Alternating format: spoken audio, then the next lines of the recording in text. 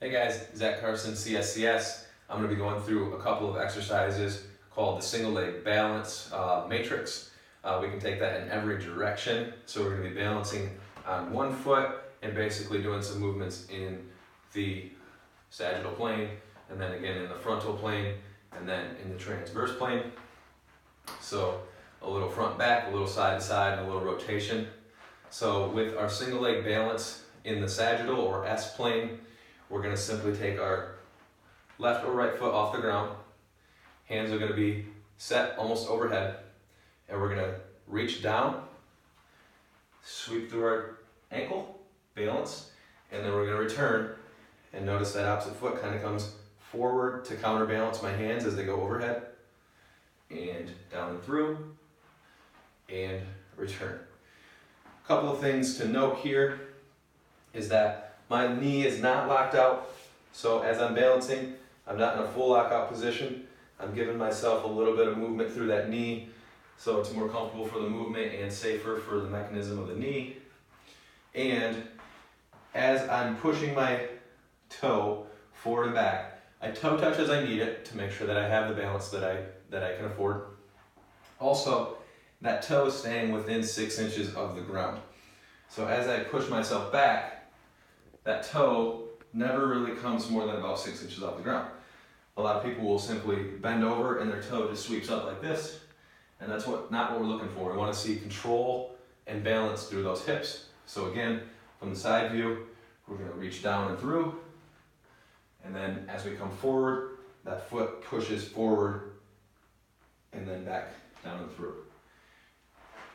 Now, that's the front and back direction. We'll go side to side. So again, we'll balance on the opposite foot this time. It's going to look like this. Hands are going to come overhead again, and we're simply going to reach as far as we can to the right, and those hands kind of counterbalance a little bit to the left. And then we come back across that foot to the left. Hands kind of counterbalance the opposite way. So we sweep back and forth, really working on that balance in the side-to-side direction. Again, we can toe touch as we need it, as we're comfortable, but ultimately we're looking to keep that foot, again, from going way too high off the ground. We're staying nice and low within 6 inches of the ground. Now we're going to go in a rotational direction.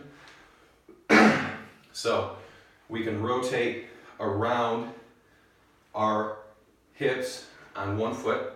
So if we go on our right foot, we're going to take that left foot and we're going to rotate around, toe touching again as we need it, and rotating open.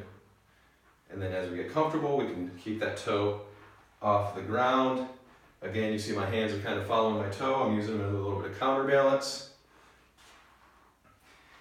And then if we want to increase the resistance, we can simply grab a set of dumbbells or a dumbbell, single dumbbell.